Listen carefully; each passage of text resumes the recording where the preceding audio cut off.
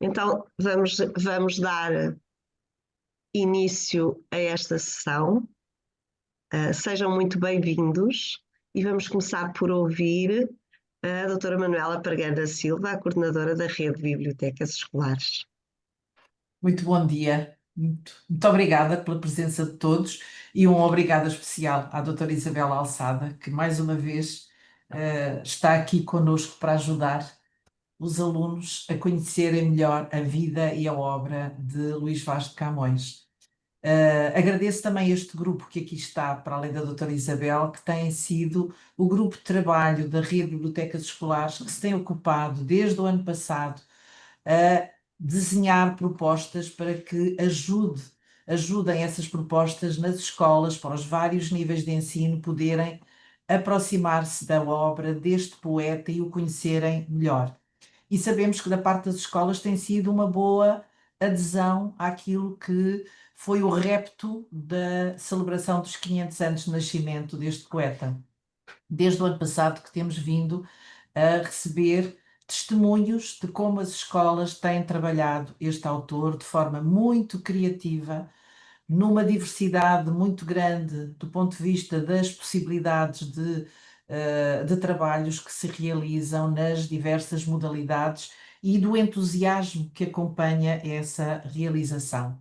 Temos aqui a doutora Isabel Alçada, pessoa de quem muito gostamos, porque foi a criadora da rede, mas não abandonou nunca a rede.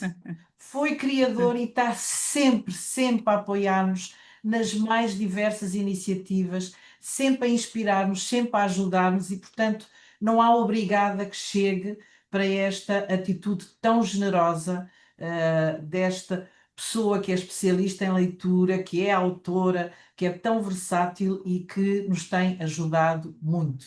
E hoje está aqui porque esta sua generosidade está muito associada à criação literária, sempre tentando que todos nós conheçamos muito de histórias e também de autores e da história também. Acho que é tão diversificada naquilo que abraça, sempre tão entusiasta, qualquer coisa, vou pegar nisto, vou fazer, e é uma investigadora nata e uma criadora, e depois partilha connosco estas histórias que até nós adultos gostamos de ver, porque fica tão profunda, tão completa, mas tão fácil, que é um encanto nós passarmos a ler cada uma das suas obras. E, portanto, estamos a sinalizar o segundo ano de celebração deste autor, e para não demorar muito, reiterar o agradecimento e lembrar-vos a todos que está um concurso para trabalhos realizados pelos alunos no âmbito desta celebração e deste autor. E o prémio é muito estimulante, porque vão ter a oportunidade de viajar, sem ser naqueles barcos difíceis, em barcos muito mais sofisticados, e simultaneamente ter alguma experiência do que é navegar, o que é que está associado a esta viagem, e ao mesmo tempo também podermos ter aqui um ou outro excerto da obra de Camões que nos inspire relativamente àquilo que foi a sua vida, no seu percurso e na sua viagem longa. Dou a palavra à doutora Isabel Alçada, ou à Maria João, não sei se aqui é a Maria João, e vamos ficar aqui entusiasmadíssimos com o que vamos ouvir. Muito obrigada, doutora Isabel. Eu tinha ficado como incumbência minha apresentar a pessoa que dispensa apresentações, que é a doutora Isabel Alçada. Nós temos, dizem-nos aqui as nossas contas que nós temos 9.900 alunos a acompanhar esta transmissão.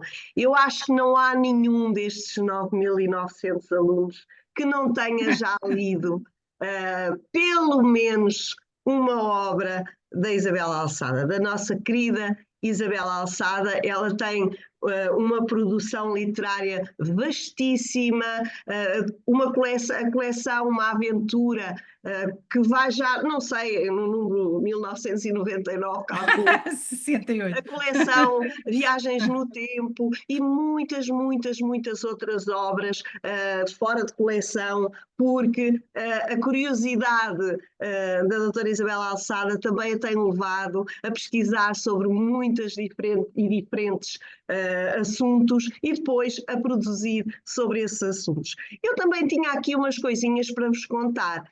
Vocês sabiam que a Isabel Alçada também foi Ministra da Educação? Ah, pois é! Ah, pois é, a educação já esteve também nas suas mãos. E sabiam que ela também ensina os professores a serem professores? Ah, e se calhar não sabiam que a Isabel também ensina aos professores bibliotecários a trabalharem as obras com os alunos nas bibliotecas escolares. Pois é, devemos à Isabel todo este trabalho. E mais, sabiam que ela também trabalha diretamente com o Senhor Presidente da República neste momento? Tem esse trabalho? Pois é, estão a ver uma pessoa muitíssimo, muitíssimo ocupada e nós temos a sorte de a ter aqui conosco hoje. Muito obrigada, professora Isabel Alçada, e dou-lhe desde já a palavra. Bom, eu agradeço muitíssimo o convite. Quero dizer-vos que estou entusiasmadíssima por fazer este webinar, pelo facto de ter tantos estudantes, tantos alunos do lado lá, que eu não estou a ver, não, vocês também não se estão a ver uns aos outros, e também pelo facto de ter sido convidada pela Rede das Bibliotecas Escolares, que eu adoro. A doutora Manuela Pracana disse que eu tinha criado, mas vocês sabem que nunca ninguém cria nada sozinho. As pessoas trabalham sempre em conjunto. Eu escrevo com a Ana Maria Magalhães e foi uma equipa que eu fazia parte, que lançou a primeira ideia das bibliotecas em todas as escolas. A ideia era essa, uma biblioteca em cada escola. E agora já temos bibliotecas por todo o país, nas escolas, e as pessoas podem requisitar e buscar livros, que é uma coisa maravilhosa, quando antes era muito mais difícil, as pessoas que queriam ir ler e depois não podiam, porque os livros estavam nas livrarias e depois naquele momento não tinham dinheiro para comprar e era uma complicação. E agora as bibliotecas escolares não só emprestam livros a toda a gente que quer ler, como emprestam livros às pessoas para eles lerem na aula, como escolhe livros que sabe que os alunos gostam de ler. Isso é muito importante, porque se nós começamos a ler um livro e não gostamos, às vezes podemos pensar que nunca mais vamos gostar de ler, o que é falso. Temos é que procurar outro, porque há sempre um livro que nós vamos gostar. Eu agora vou-vos falar de um livro que escrevi com a Ana Maria Magalhães, está aqui assim, o livro chama-se, vocês já sabem, ou que vinham, ou que vieram aqui, chama-se Luís Vaz de Camões, um poeta genial. E eu queria vos dizer que para mim é uma alegria porque eu adoro o Camões. O Camões eu acho que é um poeta completo. Um poeta, olha, só vos digo que ele escreveu centenas de poemas, centenas. Nós nem sabemos quantos poemas ele escreveu, porque alguns poemas os especialistas dizem é de Camões, não é de Camões. Tem que ser de Camões porque é tão bom, tão bom, tão bom que só pode ser de Camões.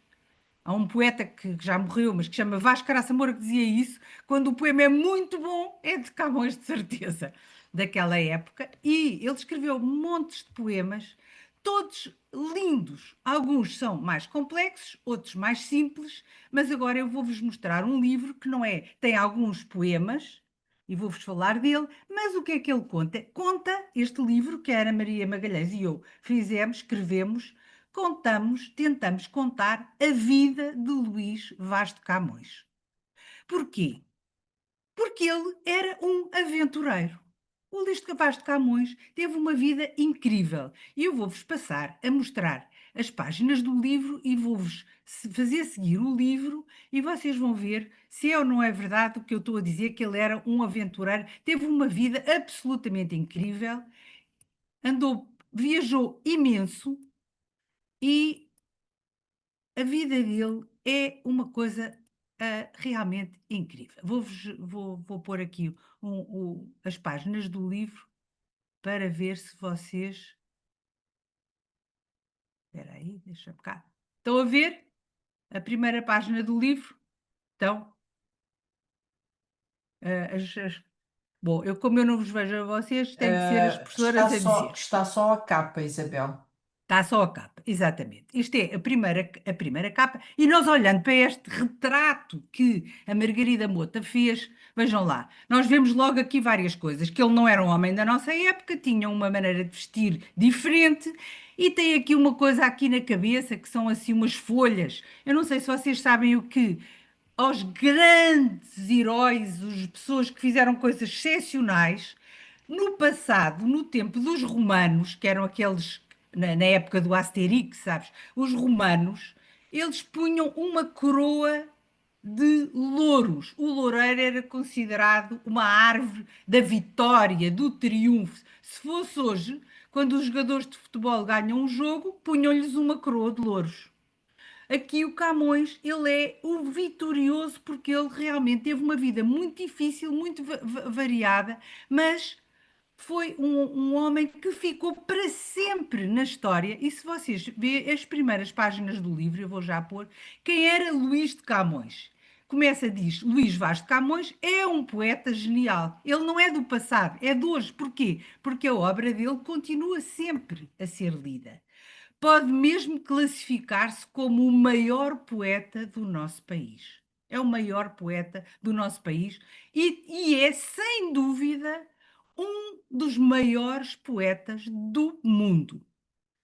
Camões é um poeta de um nível, se nós fizéssemos uma escala dos poetas, o Camões estava no topo, como estão outros escritores, como por exemplo o Shakespeare, que escreveu umas peças de teatro maravilhosas, como estão outros que eu agora não vou falar, mas Camões é um deles. E nós, os portugueses, diz assim, olha, leiam comigo, a sua obra é tão reconhecida e valorizada que a data da sua morte, 10 de junho, foi escolhida para festejar o Dia de Portugal e das comunidades portuguesas. Se nós pensarmos, quem somos nós? Somos os somos o povo de Camões, do Dia de Camões. Portugal festeja a sua natureza, quem é que são os portugueses, num dia que é o Dia de Camões. Os poemas foram traduzidos em muitas línguas e agora a vida dele, ele viveu há mais de 400 anos, quase 500 anos, e nós não sabemos muito. Ele escreveu imensos poemas, escreveu 3 peças de teatro, escreveu várias coisas, cartas, mas não fala muito de si próprio. E então nós não sabemos assim, não fez uma autobiografia, que é como se chama. Vocês veem aqui assim este desenho que a ilustradora fez, a Margarida Mota. A Margarida Mota fez este desenho e este desenho é inspirado num desenho que foi feito no tempo dele. Eu vou-vos mostrar esse desenho. Não está no livro, mas vou-vos mostrar. É muito parecido, olha. Estão a ver? Este desenho foi feito no tempo de Camões, logo a seguir, pouco depois dele morrer. Tem aqui assim a coroa de louros, vê-se aqui esta gola que se usava aos folhos, que nós podemos pensar que incómodo que devia ser sempre aquilo a bater no pescoço, mas era assim que eles mostravam que eram uns senhores. Ele não era um senhor, ele era de uma classe social alta, mas era da parte mais baixa dessa classe social. Eu não sei se vocês se lembram ou sabem o que era o povo, a nobreza e o clero, que eram as classes sociais do passado. Nós hoje dizemos, nós somos portugueses e na nossa lei geral, todos somos iguais perante a lei. Naquela época do Camões, as pessoas eram diferentes, conforme tinham nascido numa família poderosa e rica, pertenciam ao clero. se fossem nascer em pessoas que eram trabalhadores, que eram do povo. E se fossem para padres ou monges, passavam a ser do clero. Portanto, havia três grupos separados. E o que é mais incrível, que hoje até nos faz comichão à cabeça, é pensar que tinham leis diferentes. E durante muito tempo discutiu-se, o Camões era do povo ou da nobreza, uns especialistas diziam que ele era da nobreza, outros do povo, não se sabe.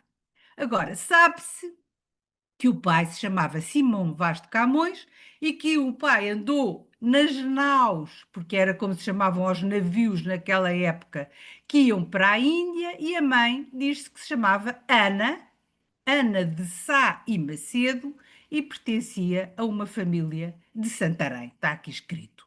Os outros parentes, havia um que foi muito importante na vida dele. Era um professor, chamava-se Bento de Camões.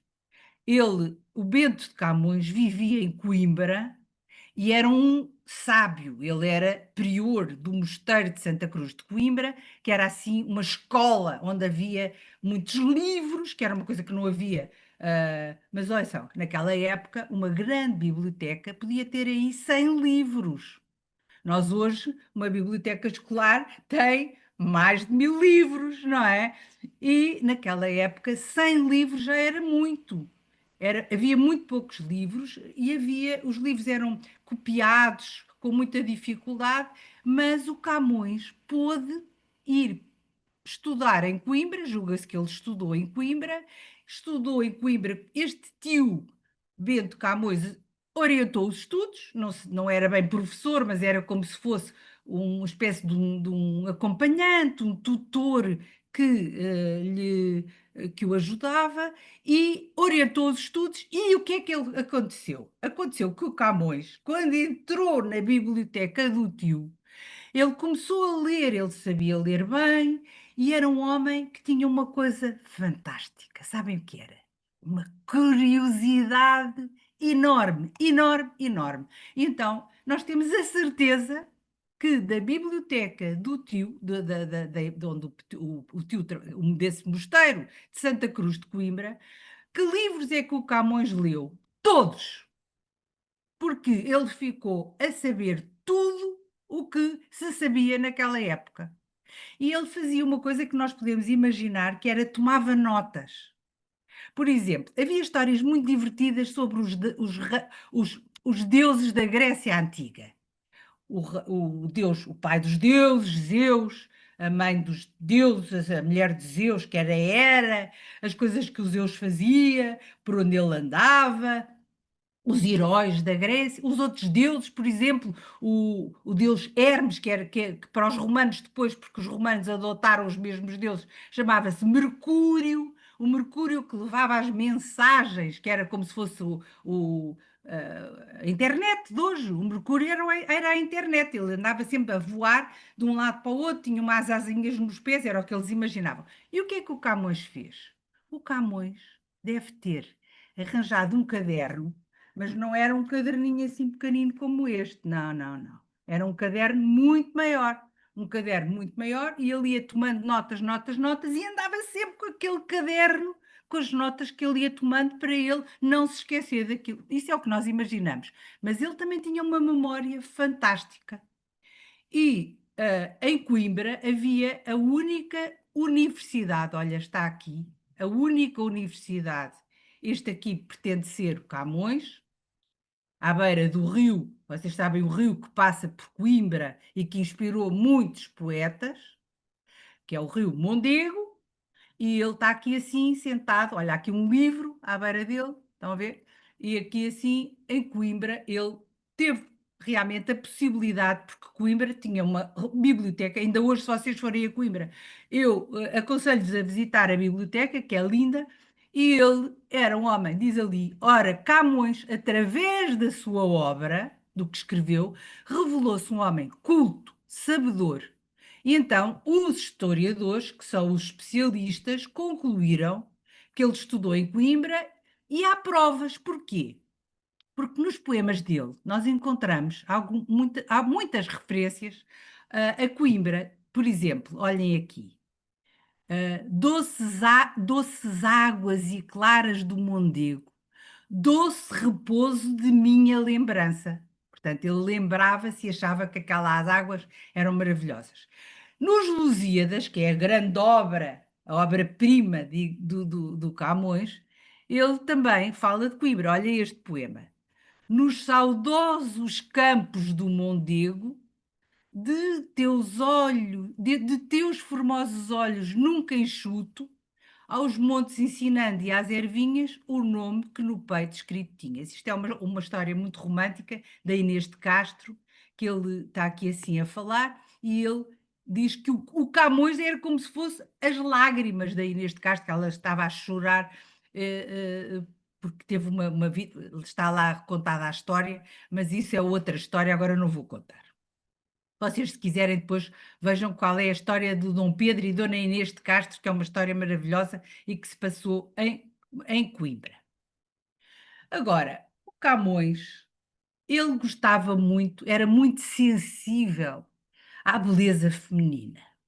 E quem é que teriam sido as namoradas dele? Ele não disse. Ele não disse quem era. Mas sabemos que ele gostava muito das mulheres e que escrevia poemas, achava-as lindas, achava-as elegantes, achava-as... E então ele escreve poemas sobre a beleza feminina. Olhem este poema. Descalça vai para a fonte, Leonor pela verdura. Vai formosa e não segura. Agora aqui há um corte. Tão linda que o mundo espanta, chove nela tanta graça, que dá graça à formosura. Vai formosa e não segura. Quer dizer que ela ia assim a balouçar, mas que era linda e não ia muito segura, porque com um pote à cabeça de água não conseguia andar com muita calma. Mas ele faz um poema maravilhoso e aqui a ilustradora pôs a Leonor, até há isto é cantado às vezes, há cantores, fadistas que cantam estes versos que são muito bonitos. Depois, há outras mulheres que o Camões também gostava, de quem Camões julga-se as mulheres que Camões amou. Há outras mulheres, há uma mulher aqui, este desenho pretende ser Camões a fazer uma vénia a uma senhora, que era uma senhora muito importante. Quem era? Era a Dona Maria, que era irmã do rei. Imaginem que era a princesa, a irmã do rei. A irmã do rei, Dona Maria, era uma senhora muito importante. Naquela época, eu já disse, nobreza, ela era da altíssima nobreza, era da família real.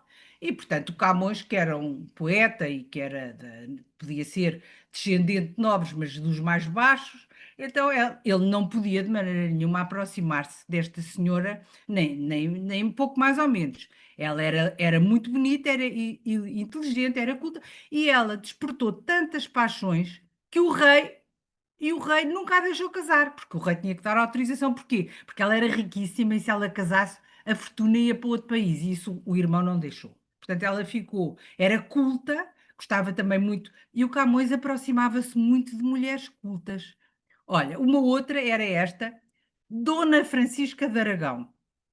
Dona Francisca de Aragão era a dama da rainha, vivia perto da rainha, era linda e ele fazia com ela jogos de poesia. Ele mandava-lhe poemas, ela respondia com poemas, ela mandava-lhe uma frase para ver que poema é que ele fazia com aquela frase, e posso-vos dizer que é muito divertido fazer isso.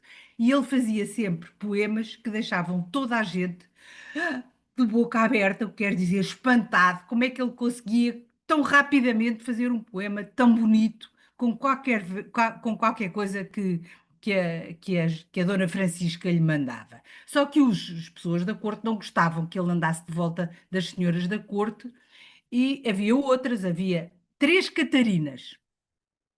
Não se sabe quem. Havia uns que diziam que era uma Dona Catarina de Otaíde, havia outra que diziam que era uma Catarina da família dos Sousa, que era neta do Vasco da Gama, de quem eu já vou falar. Havia uma outra que também morreu muito cedo. Não se sabe bem qual era a Catarina. Mas ele escreveu poemas que falam de Catarinas. Olha este. Na altura, em vez de Catarina, escrevia-se Caterina, mas é a mesma coisa. Caterina é a mais formosa para mim que a luz do dia, mas mais formosa seria se não fosse mentirosa. Estão a ver? É um poema brincalhão, mas ele rima formosa com mentirosa e dia com seria.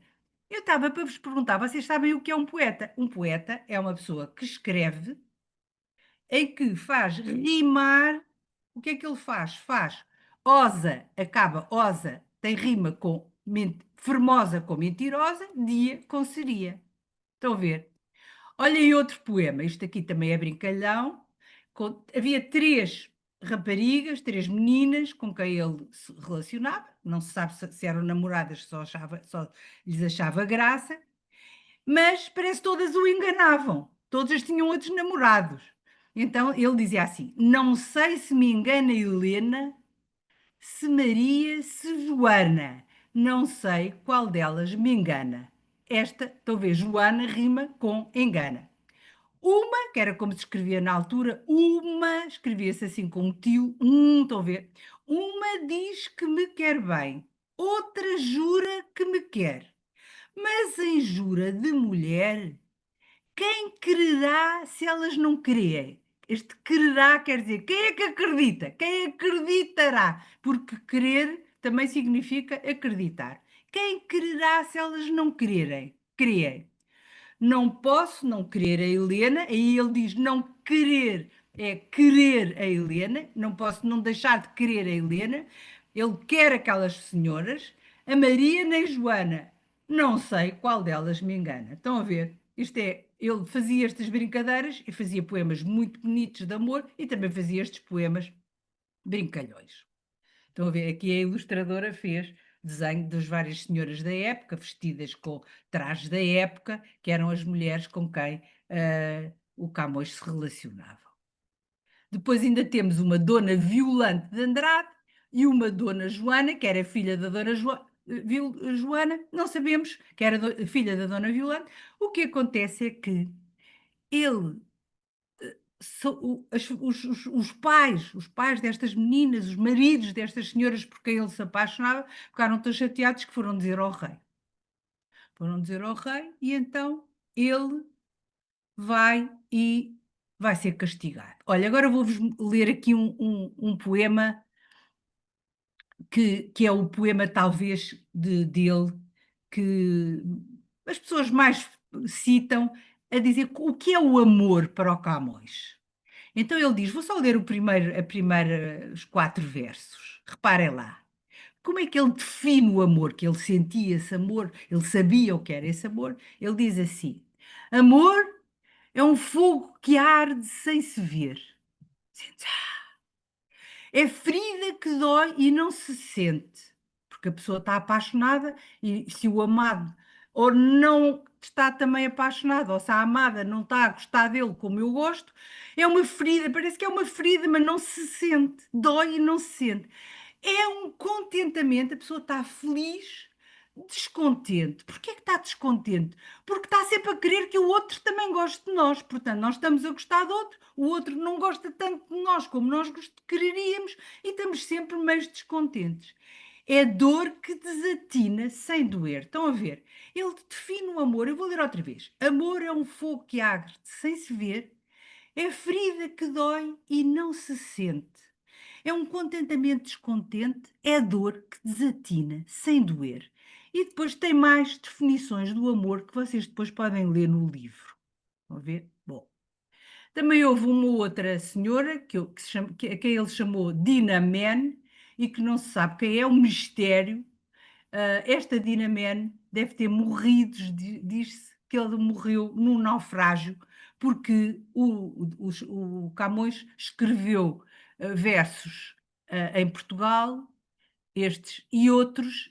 Ele depois partiu para o Oriente, para a Índia, e da Índia foi a Malaca, e esteve numa ilha que se chamava Ternate, e de Malaca foi para Macau, e então ele escreveu versos por esses países e tinha escreveu estes versos a uma rapariga que ele chamou Dina Man, mas não se sabe bem quem é, mas sabe-se que ela morreu talvez num naufrágio. Eu depois digo. Portanto, agora vamos o Camões, enquanto estava em Portugal, o que é que acontece? Estas senhoras, ele gostava de senhora, andava a tentar aproximar-se delas e teve um castigo. Mandaram-no para fora de Lisboa. E então ele teve um tempo em que não podia ir a Lisboa, o rei, às vezes davam estes castigos, vai para fora de Lisboa. Ele então terá estado em Constança ou noutros sítios que se dizia que era exilado, quer dizer, não podia ir para um determinado sítio onde ele estava a viver, tinha que se viver longe destas senhoras de quem ele gostava. A certa altura, o Camões fez viagens. A primeira, diz aqui, a primeira vez que Luís de Camões saiu do país foi provavelmente, e tudo aqui é tudo provavelmente, quer dizer que não se sabe ao certo e seguro, para o norte da África. Ora, nós, os portugueses, a certa altura, no século XVI, o Camões nasceu em 1521 e ele foi para o norte da África em 1542, entre 1542 e 1552.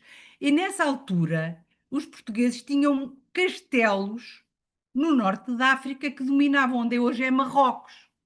E um desses castelos, esse era Ceuta, e julga-se que ele, Camões, foi para Ceuta porque tinham que ter sempre lá soldados, e ele foi como soldado para Ceuta. E Camões foi como soldado para Ceuta e aconteceu-lhe uma coisa muito horrível, que foi, teve um acidente, não se sabe se foi na luta, mas deve ter sido nas lutas contra os mouros, no Norte de África, e perdeu um olho. É por isso que vocês veem que ele aparece sempre ou com uma pala, o desenho, ou com um olho fechado. Ele só tinha um olho. Ele perdeu o olho direito. Mas, na verdade, ele continua a pensar e a ter uma inspiração extraordinária. Mas quando foi para o norte da África, nós achamos, a Ana Maria Magalhães e eu, que ele, como o norte da África é muito seco, que ele se inspirou para escrever poemas sobre episódios da Bíblia, porque a Bíblia passa-se num local muito seco. E então ele conta há um poema dele, de amor, que é um poema da Bíblia, de uma história muito bonita, que é esta, quando é uma história de um rapaz que se chamava Jacó, que se escreve Jacob, esse apaixonou-se por uma rapariga, que era Lia, está lá escrito na Bíblia, ele apaixona-se por Lia, por Raquel, desculpem, por Raquel, e foi pedir a mão da Raquel ao pai da noiva, da menina de quem ele gostava. E não era ainda noiva dele, não. O pai chamava-se Labão. E o Labão disse-lhe que estava bem, que lhe dava a mão da filha, mas tinha que primeiro trabalhar para ele 7 anos como pastor. E só depois de 7 anos, imaginem vocês, 7 anos a trabalhar de graça como pastor, é que ele dava a mão da amada dele, que era a Raquel. A Raquel era linda e ele amava a Raquel, ia à venda ao longe, falava se calhar um bocadinho com ele, quando iam ao poço buscar água e assim.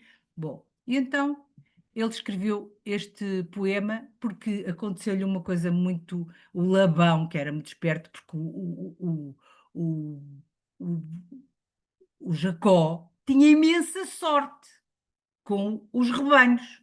E quando ele andava com o rebanho, nasciam muitos cabritos, nasciam muitas ovelhas, e toda a gente gostava imenso que o Jacó trabalhasse para ele. Só que o Labão é que tinha a sorte de ter aquele Jacó a tomar conta dos rebanhos. E então ele, durante 7 anos, o rebanho ficou cada vez maior, e no fim, sim senhor, eu dou-te a minha filha, mas as noivas geralmente iam para o casamento com um véu muito tapado, assim, a cara não se via. E o que é que ele faz, o Labão? Ele, em vez de entregar a Raquel, deu-lhe em casamento a filha mais velha, que era a Lia. A Raquel tinha uma irmã mais velha, que era a Lia, e ele deu-lhe a Lia em casamento. Bem, ele não reparou e casou com a Lia. E só descobriu que estava casado com uma mulher que não era a amada dele no dia seguinte. No dia seguinte do casamento é que ele viu que a Lia não era a Raquel e ficou desesperado, foi a falar com o Labão e o Labão, sabem o que lhes disse? Sabem que entre estes pastores na antiguidade era possível casar com um homem casar com várias mulheres. Então o que é que ele lhe disse? Bem, tu agora já estás casado com a Lia, pronto, não há nada a fazer. Mas se tu me servires mais 7 anos, eu dou-te a tua amada em casamento, que era a Raquel. Então vejam o poema que o Camões escreveu sobre isto. 7 anos de pastor Jacó servia Labão, pai de Raquel, serrana bela. Mas não servia ao pai, servia a ela, e a ela só por prémio pretendia. Os dias, na esperança de um só dia, passava contentando-se com vê-la. Ele via assim ao longe. Porém, o pai, usando de cautela, em lugar de Raquel, lhe dava Lia. Vendo o triste pastor que com enganos lhe fora assim negada a sua pastora, como se não a tivesse merecida, começa de servir outros 7 anos, dizendo: mais servira, se não fora para tão longo amor, tão curta a vida. Vocês estão a perceber? Ele gostava tanto, tanto, tanto de Raquel, que andou 14 anos a servir o pai dela, e ainda por cima o Camões pensou, ele gostava tanto dela, que ele era capaz de servir o Labão a vida toda, toda, toda, e se fosse, o amor dele ainda ia para além da vida, porque era um amor maior do que a própria vida. Estão a ver? Isto é lindo. Uma pessoa pensar que o amor pode ser tão completo que é maior do que a própria vida. Eu espero que vocês tenham percebido e depois leiam outra vez este poema, que é lindo e percebe-se muito bem quando se sabe a história, claro. Quando não se sabe a história pode fazer um bocadinho de confusão. Então, ele voltou a Lisboa, depois de estar no Norte de África, e só vos digo que o Camões não era nada sossegado. Ele escrevia imenso, mas adorava festas, adorava jogar, adorava andar. Olha, até gostava de brigas. Isso é uma coisa que até parece esquisito, como é que ele gostava, mas gostava. E andava sempre nos sítios onde havia mais agitação, em Lisboa. E então, o que é que acontece? Ele meteu-se em Sarilhos e havia um grupo a que ele pertencia que estava zangado com outros, houve uma luta na rua em Lisboa, ele foi ajudar os amigos, deu com uma espada num que era criado, que trabalhava na casa do rei, e o rei deu-lhe um castigo enorme, foi pô-lo na prisão. Ele foi para a prisão. E a prisão era uma coisa horrível. Era uma prisão em Lisboa que se chamava Prisão do Tronco e teve lá muito tempo. E depois prescreveu ao rei e pediu se o rei lhe perdoava, dizia que estava arrependido, mas de alguma forma ele dizia que se oferecia para ir para a Índia como soldado. E foi para a Índia. E então nós sabemos, porque há uma carta do rei, que ele partiu para a Índia, para o Oriente, para a Índia, quando se dizia para a Índia, a capital do Estado português da Índia, porque os portugueses também tinham várias terras na Índia onde tinham castelos e onde estavam portugueses, que eram as colónias de Portugal na Índia. E então ele foi para a Índia. Como é que eles iam? Iam de barco, tinham que ir de navio, porque era o único meio de transporte. E foi voluntário para a Índia e partiu no dia 24 de março, está aqui escrito. Sabe-se porque há um documento do rei a dizer que, sim senhora, ele vai para a Índia no dia 24 de março de 1553 e foi numa armada. Vocês sabem que o Pedro Álvares Cabral é que descobriu o caminho, que descobriu o Brasil. Era o filho, quem comandava aqueles navios era o filho do Pedro Álvares Cabral, chamava-se Fernão Álvares Cabral. Está aqui e vocês podem ler também isso no livro. Então, ele no Oriente, ele chegou lá, andou pelo Oceano Índico. Eu vou-vos mostrar num mapa. Espera aí, onde é que está o mapa? Está aqui. Onde é que eu pus o mapa? Agora já não vejo o mapa.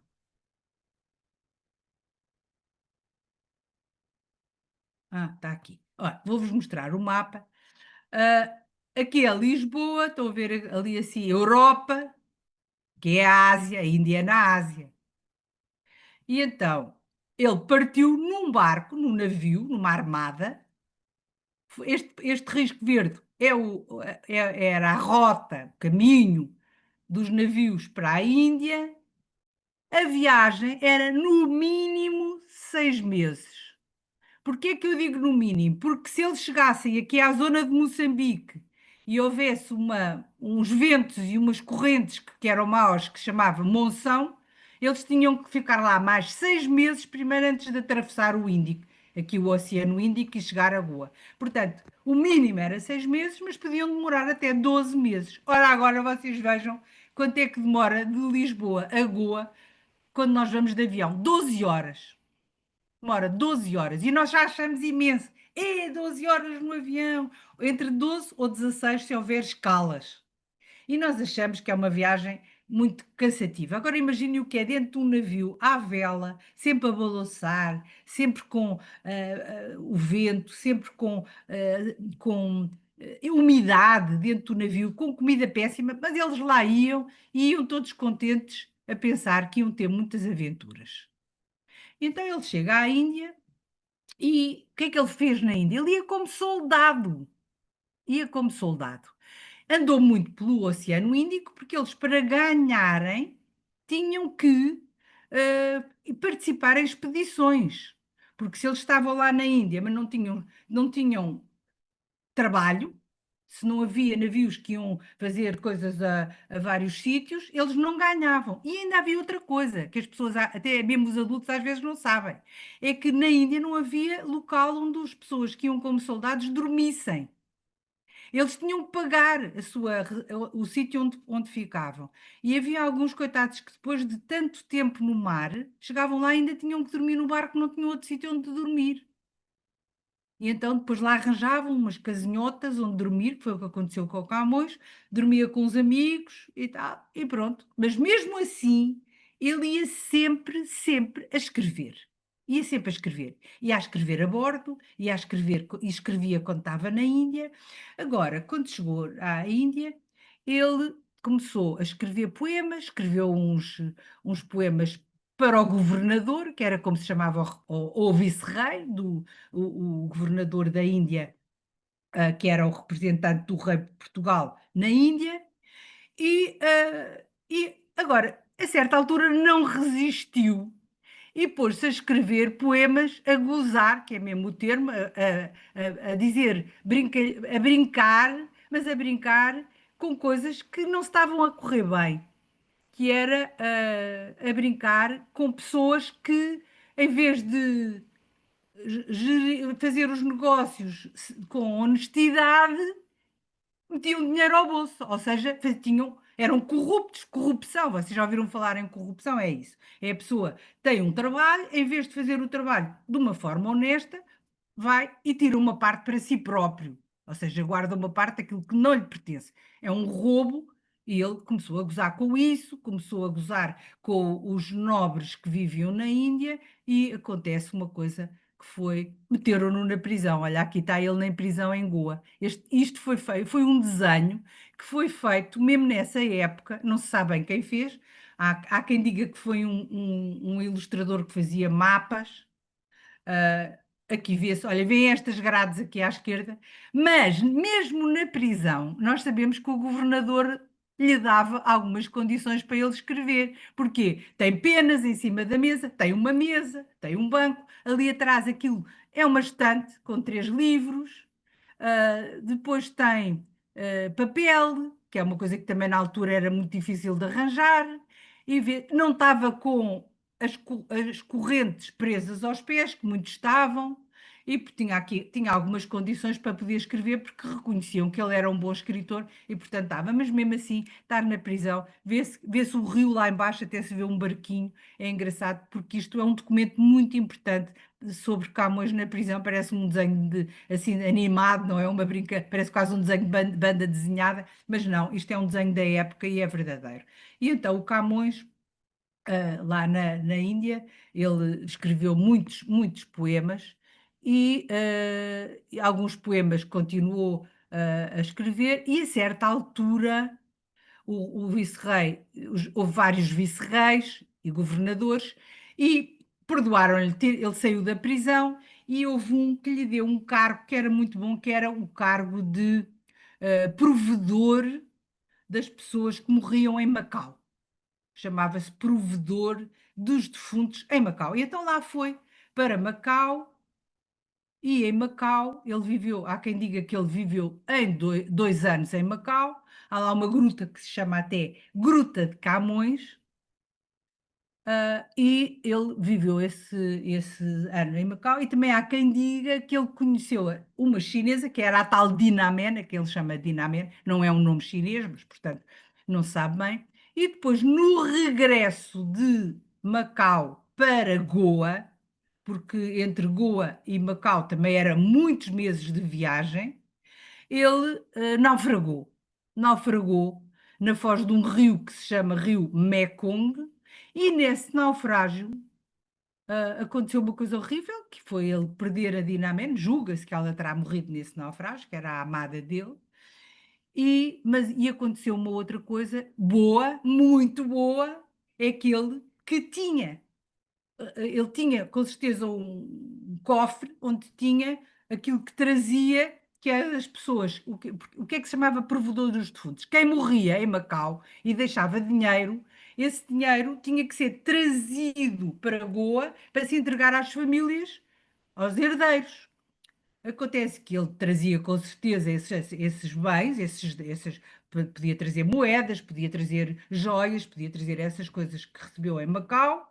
Uma parte era para ele, mas quando ele chega à Goa, não tem riqueza nenhuma. Perdeu tudo. Mas há uma riqueza enorme que ele conservou, o que eram os seus poemas. Ele salvou, a única coisa que ele salvou nesse naufrágio foram os seus poemas. E ele já tinha escrito muitos poemas e já tinha escrito uma grande parte, quase toda, uma parte enorme de um poema que veio a ser a sua obra maior, que são Os Lusíadas. Olha, este desenho mostra ele numa praia com o que salvou os Lusíadas, e salvou com certeza. Nós sabemos que ele salvou também outros poemas, já vos vou depois contar porquê, porque é que se sabe isso. Ele foi de Macau,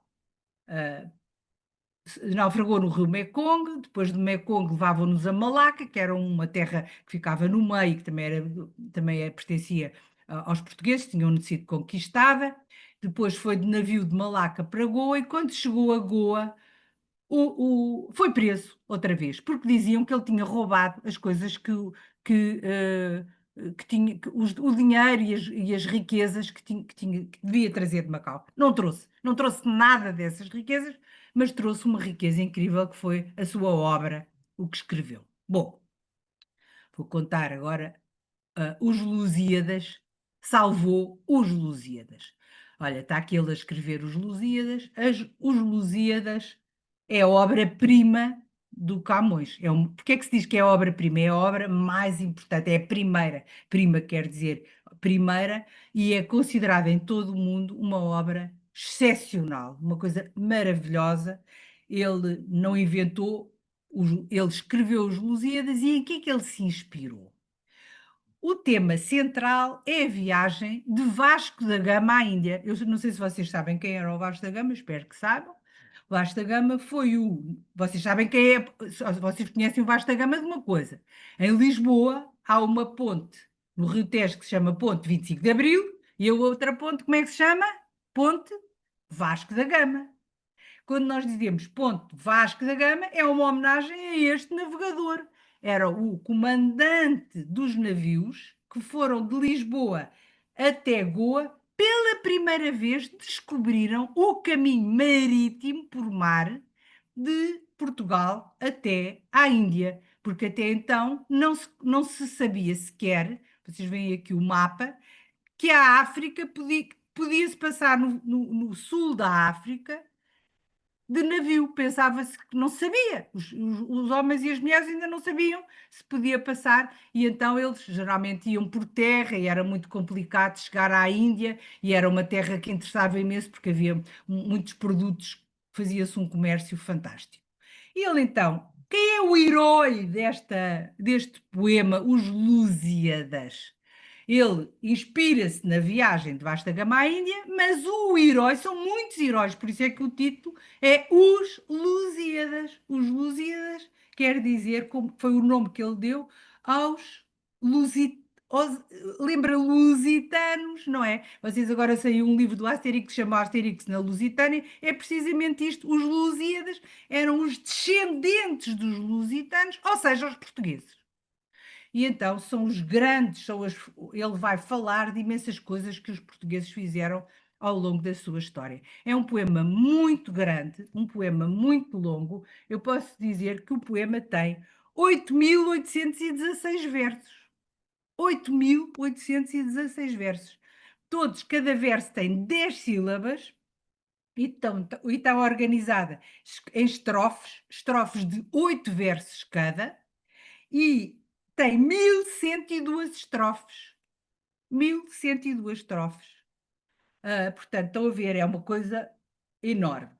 Ele inspirou-se em poemas antigos do mesmo género que celebravam os grandes feitos gloriosos de um povo. Que é que ele se inspirou? Olha, inspirou-se, os especialistas dizem, em primeiro lugar, num poema que se chama A Eneida, que era um herói Enéas, que era considerado o, o primeiro homem do qual os romanos diziam que descendiam. Esse homem tinha vindo da guerra de Troia, era um príncipe de Troia, ele vai para a Itália e a Itália, os romanos diziam que eram descendentes de Enéas. E quem era esse Enéas? Os romanos diziam que ele era descendente de uma deusa, Vênus, e de um mortal. E, portanto, ele sendo descendente de uma deusa e de um mortal, era um ser, porque os romanos acreditavam nos deuses, tinham o mesmo nome, já vos disse, dos deuses gregos. Portanto, era uma personagem fabulosa. Ora, o Camões vai se inspirar em pessoas, em heróis, mas não são personagens fabulosas. Quem faz os feitos fantásticos são homens. Homens, porque nessa altura as mulheres ainda não iam nestas viagens. Homens portugueses, algumas mulheres foram, mas foram poucas. Eram homens portugueses e a principal figura é o Vasco da Gama, que fez a mesma viagem que ele próprio, Camões. Já vos mostrei o mapa. Olha, de Lisboa até Goa, o Vasco da Gama foi o primeiro comandante que descobriu esta rota. O Camões fez essa viagem, mas além disso está aqui a cor-de-rosa no mapa, que ele foi até Macau. Estão a ver? Aqui este amarelo não conta, isto foi outro, que foi a Pequim, não é ele. Ele foi até Macau, portanto, o Camões ainda fez mais viagens do que o Vasco da Gama. Portanto, ele conhecia muito bem as coisas do mar, como é que era andar naqueles navios. Ele sabia muito bem como é que era andar nos navios, e então ele vai escrever uma obra em que ele se inspira no Vasco da Gama, que foi até à Índia, e depois, a propósito do Vasco da Gama, ele faz uma coisa que é também inspirada nas obras antigas, que é ir buscar os deuses da antiga Roma e faz os deuses estarem a olhar para os portugueses, incluindo a Vênus, que era a aliada dos portugueses, a tal mãe do Enéas era a aliada dos portugueses, e ela ajuda os portugueses, mas é assim uma ajuda que os portugueses não percebem, e o Mercúrio também disfarça-se daqui e dali para ajudar os portugueses, mas depois há uns deuses que são contra os portugueses, por exemplo, o deus Baco, que era o deus do vinho e das festas, ele é contra os portugueses, porque ele era o deus da Índia e não queria que se esquecessem na Índia de que ele era o deus da Índia. Enfim, e então o Camões faz entrar esses deuses no poema e conta a viagem do Vasco da Gama à Índia, e é a primeira história, a primeira narrativa em verso em que as personagens são pessoas reais, pessoas históricas, E é a primeira narrativa da história da humanidade em que entram vários continentes e vários oceanos. Os especialistas dizem que é a primeira narrativa que cobre isto tudo. Agora, claro que para perceber muito bem esta narrativa, precisamos de saber a história de Portugal, os episódios que ele conta e assim, e é difícil às vezes perceber o que ali está. Mas, por exemplo, olha, ele conta, a certa altura, ele põe o Vasco da Gama, estou a ver aqui neste desenho do meio, o Vasco da Gama está a contar ao rei de Melinde a história de Portugal. E então ele vai pôr a contar quem era o Dom Afonso Henriques na conquista de Lisboa e faz versos como este. 5 vezes a lua se escondera e outras tantas mostrara cheio o rosto, quando a cidade de entrada se rendera ao duro cerco que lhe estava posto. A cidade de Lisboa demorou 5 luas a ser conquistada. É a maneira que ele diz, porque foi um cerco muito, muito, muito longo. Depois, por exemplo, um inimigo do Dom Afonso Henriques, que era o rei de Badajoz, a história do rei da conquista de Badajoz do Afonso Henriques é muito interessante, mas é outra história. Olhem como ele descreve o rei de Badajoz. O rei de Badajoz era alto mouro, com 4.000 cavalos furiosos, inúmeros peões, iam a pé, de armas e de ouro, guarnecidos guerreiros e lustrosos. Aí percebe-se que o rei de Badajoz era muito poderoso e tinha um exército fantástico. E depois também conta o que é que sentiram os marinheiros quando iam no mar. E há uma estância, uma estrofe que eu adoro, que está aqui escrito no livro, que é quando os marinheiros saem do Tejo e vão o próprio Camões também tem essa experiência direta, e quando ele vai no navio e chega, o navio vai avançando e a certa altura olham para trás e já quase não vêem terra. Só vêem o quê? A Serra de Sintra, que era verde. Então ele faz uma estrofe que é sobre essa experiência de ver desaparecer terra, que era uma experiência em que eles ficavam, os marinheiros iam a bordo e ficavam um bocadinho tristes, muito tristes, alguns deviam chorar até, e outros escondiam-se para não verem que eles estavam a chorar, e ele diz isto. E quase que dá a ideia que o navio vai a balouçar neste poema. Vejam lá se não sentem isto. Espera aí que eu vou beber água, senão também a minha voz fica a balouçar. Olha, é assim. Já à vista, pouco e pouco se desterra, a vista, daqueles pátrios montes que ficavam, os montes que eram da pátria. Ficava o caro Tejo, o rio de onde eles saíram, e a fresca serra de Sintra, e nela os olhos se alongavam.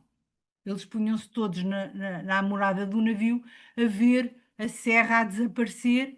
Ficava-nos também na amada terra o coração que as mágoas lá deixavam. E já depois que toda se escondeu, não vimos mais enfim que mar e céu. Estão a ver? É quando eles deixam de ver terra, deve ser uma sensação incrível, quando os marinheiros deixam de ver terra e só veem mar e céu. E depois vão meses e meses em que eles só veem mar e céu, depois vão a ilhas, ou à costa, para arranjar água fresca e sim. E depois ele conta muitas coisas que se passavam no mar. Por exemplo, descrição de tempestades no mar. Súbitas trovoadas temerosas, relâmpagos que o ar em fogo acendem, negros chuveiros, noites tenebrosas, bramidos de trovões que o mundo fendem. Devia ser um terror ir no mar, naqueles navios a balançar, e de repente há uma tempestade que eles pensam, vai-nos cair aqui um raio em cima e nós vamos ao fundo. Mas conseguiram que não acontecesse isso, mas ele assistiu e escreve no Camões. Olha, quando chegam à ponta da África, havia tempestades horríveis, ele vai inventar uma personagem para o fim, para o final da África, que é o gigante Adamastor. E quem é este gigante Adamastor? Ele vai inventar que é uma personagem que é como se fosse um gênio, um ser imaginado, em que ele próprio conta de si, o Adamastor, fala com eles, fala com o Vasco da Gama.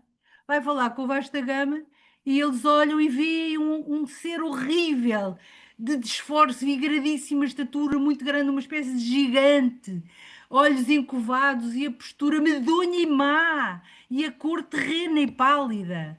Cheios de terra e crespos os cabelos, porque ele tinha saído da terra, era como se fosse um gigante feito de terra, a boca negra e os dentes amarelos. Bom, e então ele vai falar com o Vasco da Gama e esta figura do Adamastor ficou a inspirar todos os poetas que seguiram Camões. E sabe-se que uma boa parte de toda esta obra dele foi feita na Índia. Ele escreveu na Índia. Quando ele veio, sabem que também a coroa, que era como se chamava ao Estado na altura português, pagava a viagem para irem para Goa, mas depois para regressarem ou tinham dinheiro ou não podiam regressar. Enquanto não tivessem dinheiro para pagar a viagem, não podiam regressar. E então o Camões, quando regressou, foi bastante infeliz. Porquê? Porque ele veio com um amigo que lhe pagou até Moçambique a viagem, mas depois ficou 2 anos em Moçambique sem arranjar transporte para Lisboa. Ele em Moçambique também escrevia, e depois quem lá chegou foi um outro amigo dele que também era escritor, e esse amigo resolveu pedir aos nobres todos que iam numa viagem que dessem dinheiro, e o Camões pôde ter uma ajuda daqueles amigos para poder pagar a viagem de regresso para Lisboa. E veio. E veio, mas veio, aconteceu-lhe uma coisa horrível. É que trouxe os Lusíadas, mas todos os outros poemas que ele tinha em cadernos, num caderno que ele chamava Parnasso, era como ele chamava esse caderno, desapareceu. E quando ele chegou a Lisboa, ele tinha uma obra que era Os Lusíadas, mas todos os poemas de amor que ele tinha escrito desapareceram. Vocês vão me perguntar, então como é que se conseguiram localizar esses poemas se ele não os trazia? E eu vou-vos explicar como foi. É que naquela altura havia muita gente que copiava os poemas de que gostava em cadernos. E então depois, mais tarde, até depois do Camões já morrer, houve quem fosse à procura dos poemas de Camões para publicar uma obra que se chamava Rimas de Camões. Pronto. Agora, quando ele chegou a Lisboa, diz-se que ele foi ler os poemas Os Lusíadas ao rei, Dom Sebastião, e o Dom Sebastião deu-lhe algum dinheiro, não muito, e ele viveu numa grande pobreza, no fim da vida. Embora seja o maior poeta português, foi muito infeliz, porque não lhe reconheceram logo a obra, vivia mesmo pobre, pobre, pobre, mas teve uma alegria que foi ver os Lusíadas publicados. Olha, está aqui assim a primeira publicação dos Lusíadas. Ele conseguiu reunir dinheiro, porque era difícil, é preciso, vocês imaginem, para publicar um livro é preciso dinheiro, porque é preciso quem imprima, o papel, pagar tudo isso, e depois fazer os exemplares. Ele viu os Lusíadas publicados, mas não viu os outros poemas publicados. Entretanto, ele escreveu muitos, muitos poemas, mas não os viu publicados. Só depois de morrer é que ele viu os poemas publicados. O que é mais incrível é que logo, pouco depois dele morrer, olha, está aqui, primeiro os portugueses não tinham consciência que tinham, nem o rei, nem ninguém tinha consciência que estava ali o maior poeta português, e ele é enterrado num túmulo muito simples, foi um amigo que o enterrou numa igreja, e depois, muito mais tarde, é que ele é transladado para, ou seja, os restos mortais de Camões vão para o Mosteiro dos Jerónimos, que é a grande igreja que está ligada aos descobrimentos, que foi o Dom Manuel que deu muito, no reinado do Dom Manuel fizeram-se muitos descobrimentos, a Índia, foi no reinado que se chegou à Índia, chegou ao Brasil, e ele, o Dom Manuel, mandou construir aquele mosteiro, o Mosteiro dos Jerónimos, e entretanto o que é que acontece? Acontece que no Mosteiro dos Jerónimos, logo à entrada, quando vocês forem ao Mosteiro dos Jerónimos, vão de ver, do lado direito está o túmulo do Vasco da Gama, que inspirou este grande poema, e do lado esquerdo está o túmulo do Luís Vaz de Camões, do nosso grande poeta. Quando ele morre, na altura, os poemas, já vos disse, eram só os Lusíadas, mas pouco depois editaram as rimas e depois começou a haver edições que para a época imensas, houve logo traduções para castelhano para outros países e muito rapidamente se chegou à conclusão que estava ali um dos maiores poetas do mundo. E então nós hoje temos a alegria de saber que temos entre os nossos antepassados, as pessoas que viveram antes de nós e que eram portugueses, um dos maiores poetas do mundo. E até se diz que a língua portuguesa é a língua de Camões. Porquê?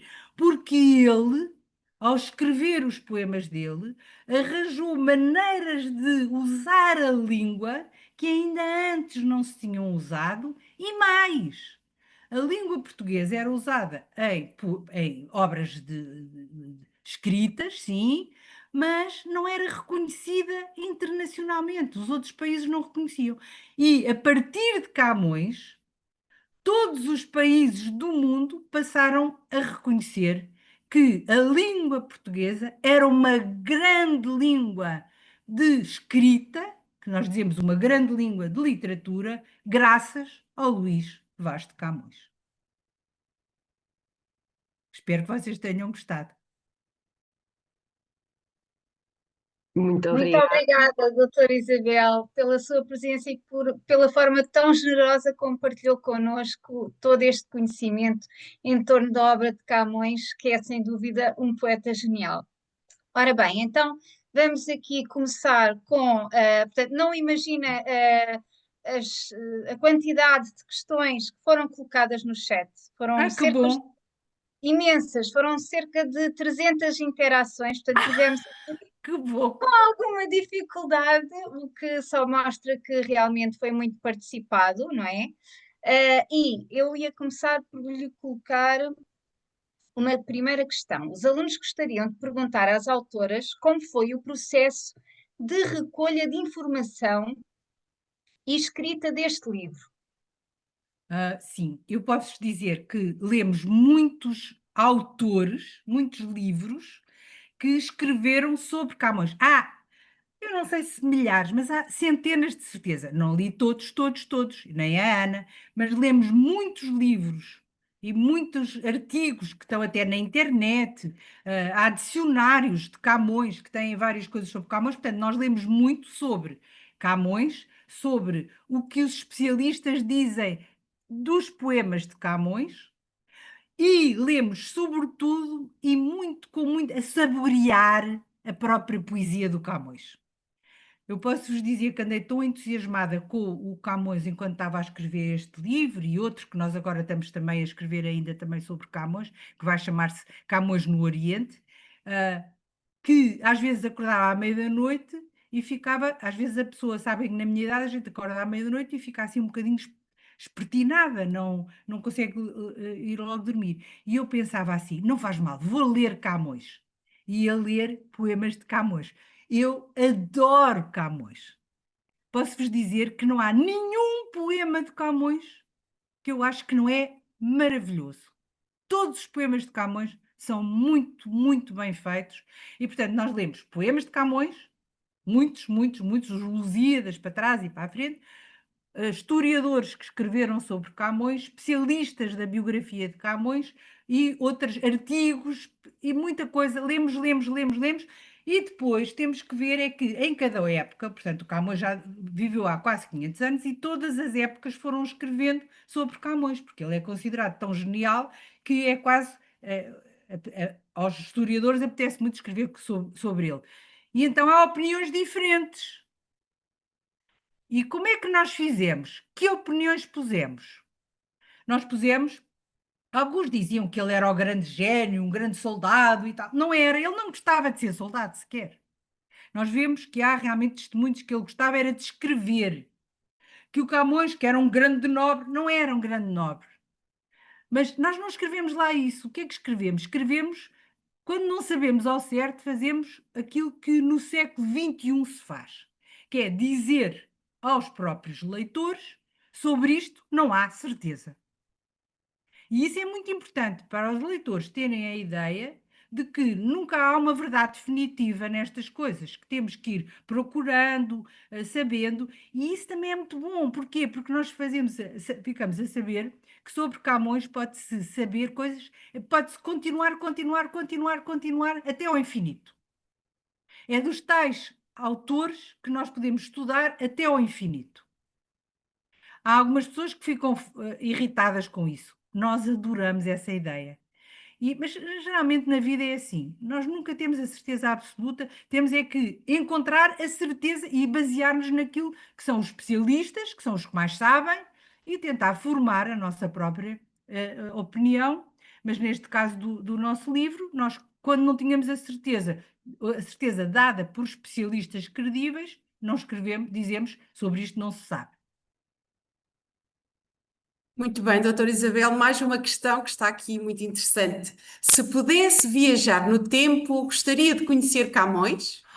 O que lhe Ai, perguntaria? olhem, eu nunca deixaria de conhecer Camões. Se eu pudesse viajar no tempo, a ideia de me encontrar com Camões era uma ideia. Pensar, ficava num entusiasmo tal que quando chegasse ao pé do Camões, eu tinha que ter muito cuidado, porque eu tinha que saber quanto tempo é que eu tinha ao pé dele, para poder saber que pergunta lhe fazia. E eu acho que lhe perguntava assim, se ele tivesse para aí virado, porque ele era muito brincalhão, não é? Dizia-lhe assim: ó Luís, se eu conseguisse tratá-lo por Luís, não é? Ele acho que ele não ia gostar que eu lhe chamasse Luís Vaz de Camões assim com ar muito importante, não, porque ele era uma pessoa muito próxima. É a ideia que eu faço dele, brincalhão. Ele uma vez convidou uns amigos para jantar e como não tinha dinheiro para pagar o jantar, está lá no livro, sabe o que é que ele fez? Pôs poemas nos pratos. E depois os amigos leram os poemas e viram que aquilo era o alimento que ele lhes dava e tiveram que ir jantar ou para o outro lado ou foram buscar a comida num sítio qualquer onde ele tinha escondido. Era muito brincalhão.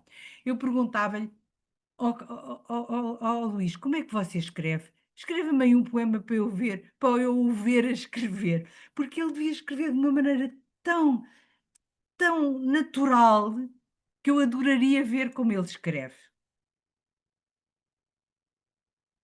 Muito bem, temos Também lhe mais uma perguntava questão. outra coisa, é como é que ele tinha uma memória, se ele tinha apontamentos ou se era tudo de memória, porque isso aí, ele sabia tantas histórias que ele põe nos livros dos reis, dos heróis, dos sítios, ele sabia toda a geografia que se sabia na época. Perguntava, como é que você se lembra de tanta coisa? Tem apontamentos ou está tudo na sua cabeça? Perguntava. E outra pergunta interessante: acha que se Luís de Camões vivesse hoje, teria uma conta de TikTok ou no Instagram para divulgar Isso os seus tinha. poemas? Tinha, porque ele gostava, e ouçam, todos os poetas e escritores gostam que os outros, da época deles, leiam aquilo que eles escrevem. Uma pessoa que escreve, como a Ana e eu, se ninguém lesse as nossas histórias, nós ficávamos tristonhas e acabávamos por ir fazer outra coisa. Já viram? A mesma coisa acontece com um músico. Eu já li coisas sobre músicos que dizem que quando compõem uma canção ou uma peça musical, que adoram que essa peça seja interpretada na época deles, porque se não for interpretada na época deles, eles não veem a reação do público. percebem? E, portanto, é muito importante a um criador, um pintor, gosta de ver as suas obras apreciadas. Um escultor, um arquiteto também gosta de que as pessoas não só olhem para aquilo que faz, como, portanto, todos os criadores gostam muito de ver a sua obra apreciada pelos outros. E depois, quando os outros dizem que não gostam, ficam desolados, às vezes ficam tão tristes, que é uma coisa desgraçada, porque uma pessoa, quando faz o. Vocês também sabem, quando escrevem um texto e alguém vos diz que não gosta, ficam tristíssimos, não é? É isso que acontece com os criadores. Se alguém nos diz que não gostamos, ficamos desolados. Às vezes é até um grande sofrimento. Outra. Outra pergunta. Quem é que Julgo está a fazer as que perguntas? está- estamos nós, doutora, mas parece-me que estamos no adiantado da hora e Ah, visto é? que, sim, visto que já temos aqui muitos alunos e professores que tiveram que se ausentar, Ah, está daríamos bem. então por encerrada aqui a nossa partilha. Muito obrigada mais uma vez e eu daria aqui a palavra à nossa colega Paula Ribeiro. É muito menos desinteressante ser eu a encerrar, mas obviamente que, primeiro, hoje celebra-se o Dia das Bibliotecas Escolares, cujo mote é para além das estantes a IA e o futuro das histórias, e não podíamos celebrar de melhor forma o Dia das Bibliotecas com a doutora Isabel a relembrar que não há outra forma de contar histórias com entusiasmo, com a humanidade, com a curiosidade, com tudo aquilo que nos trouxe hoje e, portanto, um grande bem-aja de todos nós, para a doutora Isabel, que nos trouxe Camões, do passado para o presente, não o reduziu a um clássico, trouxe até nós um Camões de carne e osso, humano, e foi um verdadeiro companheiro de viagem ao longo desta sessão. Penso que foi do agrado dos alunos, eles estão seguramente muito entusiasmados para contactar então com mais uma aventura agora de Camões, que irá depois continuar com Camões no Oriente. Não sei se o público-alvo será o mesmo. E terminamos a desejar que esta sessão inspire novas leituras, muitas descobertas na e com a Biblioteca Escolar. Muito obrigada a todos. Muito obrigada. E o Camões do Oriente vai ser oferecido pela Fundação Jorge Alves a todas as bibliotecas escolares. Ai, que bom, que bom!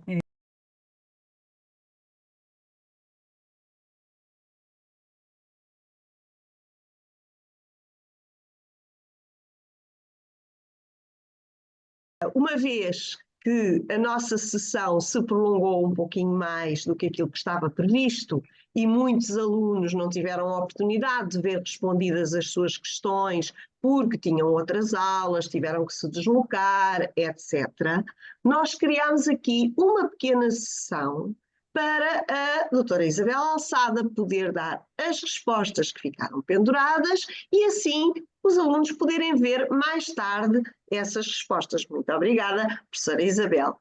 De gosto. Ora bem, então, uma das questões que os alunos colocaram foi por que motivo consideraram importante escrever um livro sobre Camões? Nós sabemos que às vezes os poemas de Camões não são muito simples e não são compreensíveis à primeira leitura. Mas se o leitor conhecer a vida deste grande escritor, fica com muito mais interesse e dá mais atenção e, portanto, compreende melhor. É esta a nossa. Quisemos escrever além disso, era uma data especial, não é? Estávamos a comemorar uma data especial. Mas a nossa ideia ao escrever o livro foi facilitar aos leitores o conhecimento do grande poeta, deste genial poeta, que foi Luís Vaz de Camões, e ficar interessado em conhecer a obra dele, porque o mais importante, naturalmente, são os poemas de Camões. Claro. Missão cumprida, não é? Obrigada. E já agora, quanto tempo, que é outra das curiosidades que os alunos revelaram aqui no chat, quanto tempo demoraram a escrever o livro, tendo em conta todo o processo de recolha, etc. Bem, o processo de recolha nós já andamos há muitos anos a fazer. Por exemplo,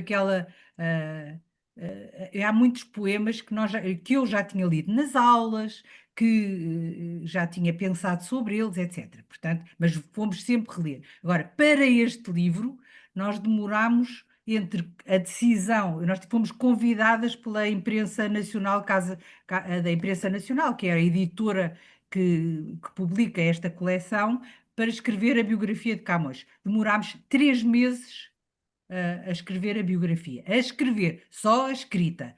A pesquisa, já fomos sempre continuando a pesquisa e já tínhamos uma pesquisa feita anteriormente. Muito bem.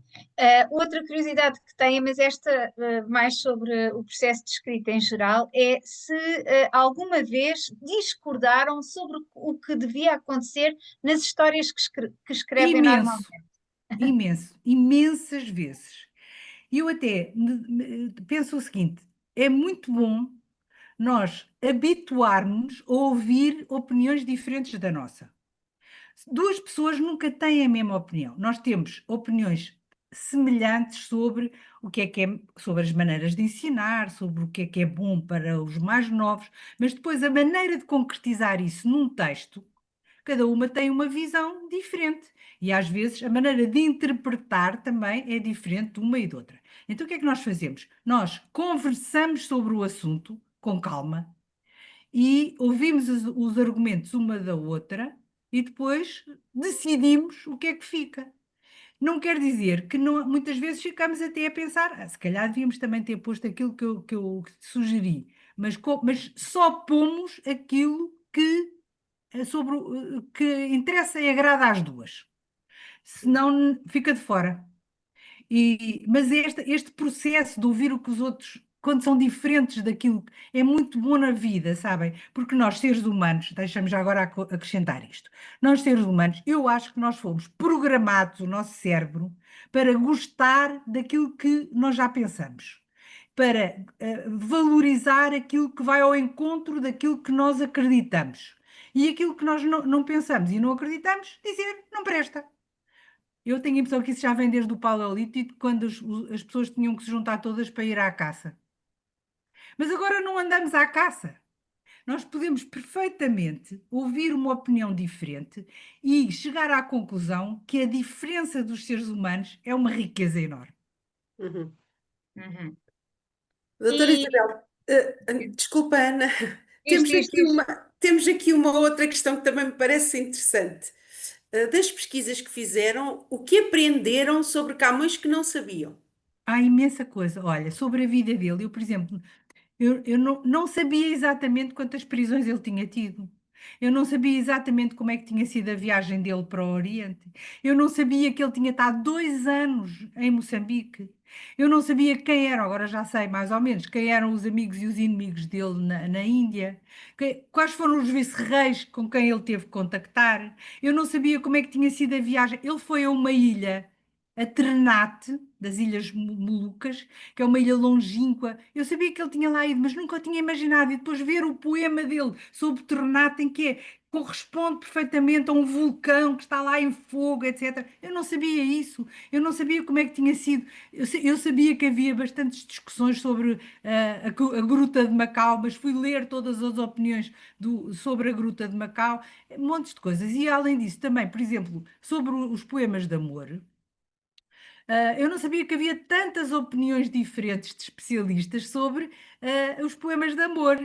E agora sei, e sou capaz de, ao pensar sobre isto, não ter uma opinião única, dizer, bom, pode ser assim, pode ser assado. Ele pode ter conhecido muitas mulheres, ou pode ter se inspirado nas mulheres para falar do amor, sobretudo do amor, e não tanto de cada mulher, ou pode, não sabemos, mas é muito interessante ver tudo isso para poder escrever bem.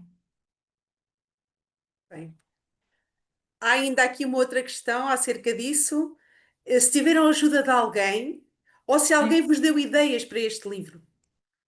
Ideias, eu já disse, são os especialistas, mas depois houve um professor que é linguista e que releu o livro, foi o professor Ivo de Castro, para ver, foi seu professor, foi, é um grande professor e é uma pessoa com uma sensibilidade enorme e ele tem um artigo no dicionário de Camões sobre a língua, a língua que Camões usava. É muito bonito esse artigo e dá-nos umas pistas interessantes também para pensar. E ele reviu o livro e isso ajuda-nos muito a ter a certeza que não, enfim, que está de acordo. Ele também tem uma mente aberta, não é? Nós não, e depois deu-nos a opinião dele e achou que o livro devia ser publicado.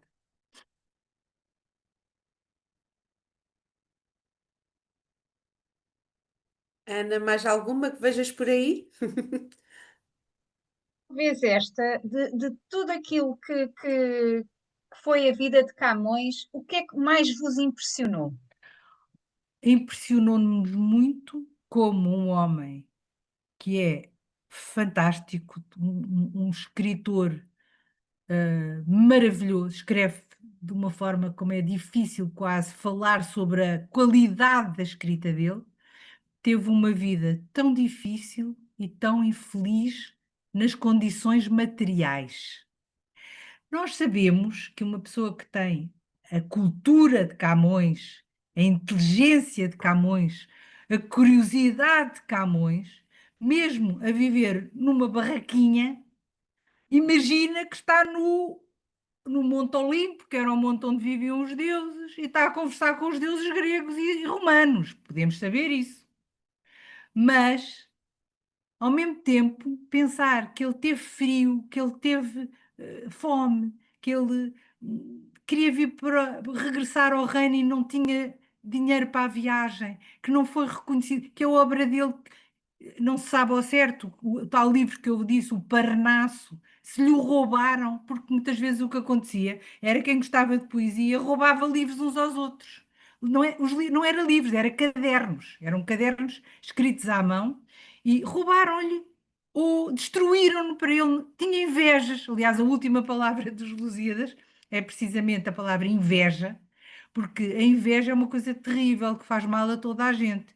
É muito feio ser invejoso. Olha, posso-vos dizer, eu em pequena meu pai era muito educador e dizia sempre assim: tudo para mim e nada para os outros é uma coisa horrorosa. E outra coisa que dizia é dos sentimentos mais feios que uma pessoa pode ter dentro de si é a inveja. E o Camões sofreu muito de inveja. E depois, quando morreu, afinal, era grandioso. E já todos queriam ser do país de Camões, os outros escritores. Estão a ver? Isso fez muita impressão a mim e à Ana, de ele ter tido uma vida infeliz, quando era realmente um gênio. Um gênio.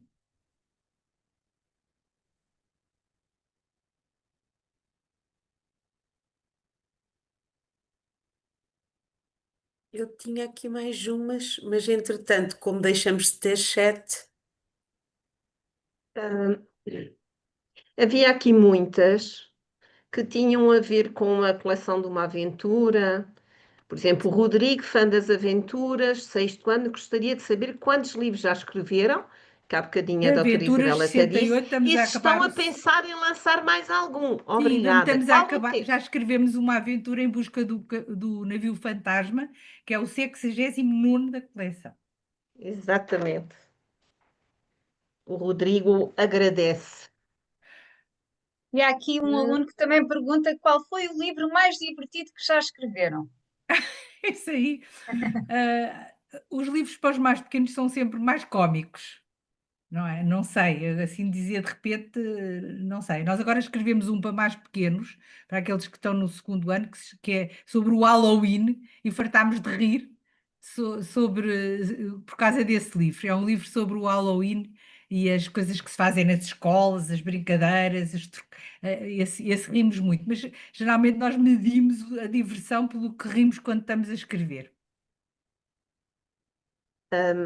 Posso fazer uma pergunta também que eu tinha fixado, Carla e Ana? claro que sim, já não tenho É, mais. o terceiro A, portanto, dá-me a ideia que é a professora Rita Pinho, diz: o terceiro A gostaria de saber com que idade começaram as autoras a sua profissão, há quanto tempo são escritoras. Gostariam também de saber se, deixa-me só ver, também de saber quantos livros já publicaram e se têm outros empregos. Olhem, vou fazer começar do fim para o princípio. Empregos. Eu trabalho já na Presidência da República, enquanto o Sr. Presidente tiver este Presidente, ficarei até ao final do mandato. Ele convidou-me para ser consultora, quer dizer, vou-lhe dizendo o que é que se está a passar na educação no nosso país e transmito ao Sr. Presidente para ele estar informado. E depois, quando vai às escolas, muitas vezes vou com ele. E antes disso, fui professora. Fui professora do segundo ciclo, fui professora de professores na Escola Superior de Educação e na Universidade Nova de Lisboa. E gostei imenso de ser professora. Depois tenho tido outras coisas que faço, por exemplo, o lançamento da rede das bibliotecas escolares, do Plano Nacional de Leitura. Isso foram coisas que têm a ver com a atividade de professora e de escritora, não é? Portanto, a Ana Maria Magalhães e eu lembrámos de começar a escrever para os nossos alunos, para ver se eles gostavam de ler, e depois tudo isso foi conjugando. E como o meu trabalho no Plano Nacional de Leitura deu resultado, convidaram-me para ser ministra e fui ministra da Educação, mas agora não tenho mais, neste momento, o meu trabalho é ser escritora, mas não é um trabalho obrigatório. Agora, quantos livros tenho já publicados? Julgo que tenho, no total, 135. Ixi. Todos escritos com a Ana Maria Magalhães, todos.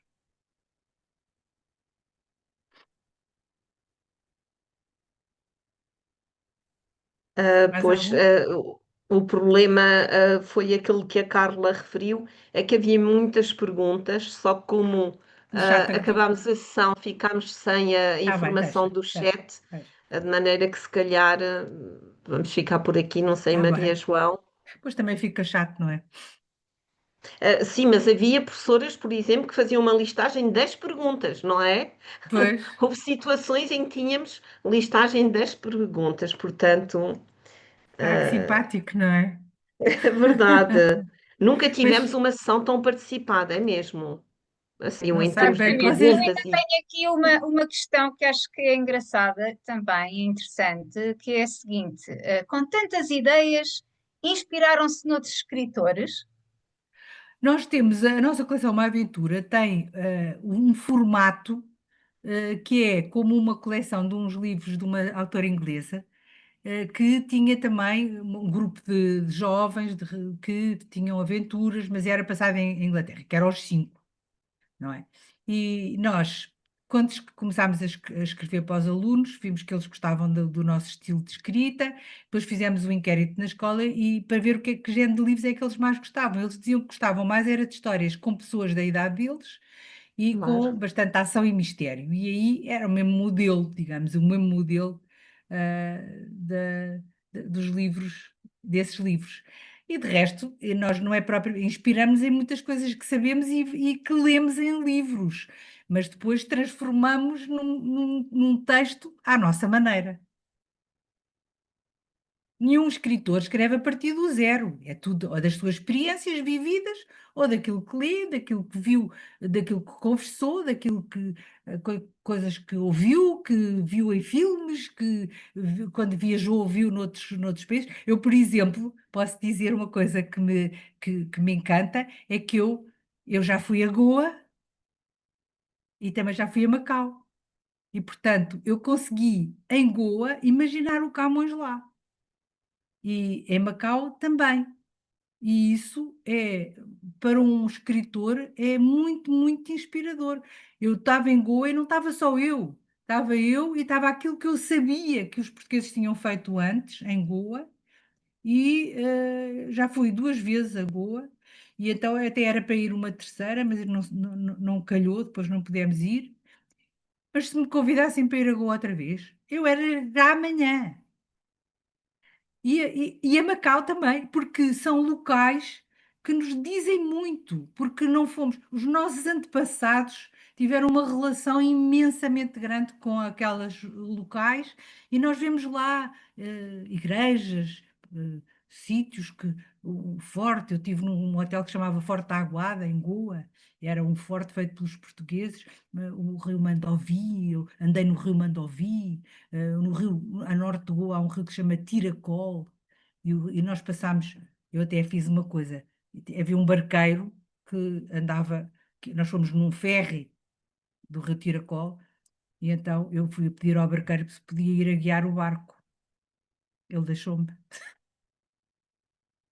Eu fui a guiar o barco um bocadinho, eu nunca tinha guiado um ferry, mas fui com a sensação de ser navegadora. Muito bem.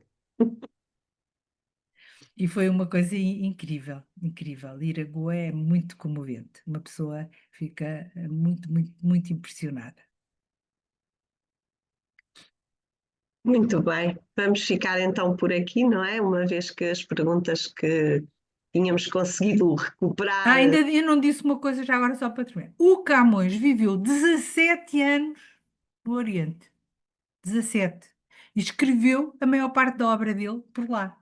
Isto diz muito dos portugueses. Nós não somos só de Portugal, nós somos de todo o mundo e temos muita facilidade em comunicar com os outros. Muito bem. E é fantástico. E Obrigada, esta comunicação, esta capacidade de comunicação da professora Isabel Alçada deixa-nos completamente derretidas e Obrigada, ficaríamos João, até obrigada. aqui muito, muito mais tempo a ouvi-la com este seu entusiasmo por todas estas questões que são, sem qualquer dúvida, contagiantes para nós adultas, mas também para as nossas crianças que vibram igualmente a ouvi-la e ficam cativadas por tudo aquilo que lhes transmite. Muito obrigada, professora Isabel. Muito obrigada mesmo. Obrigada. Obrigada. Um bom dia, um resto de bom dia Obrigada, para todos. doutora. Obrigada. Igualmente.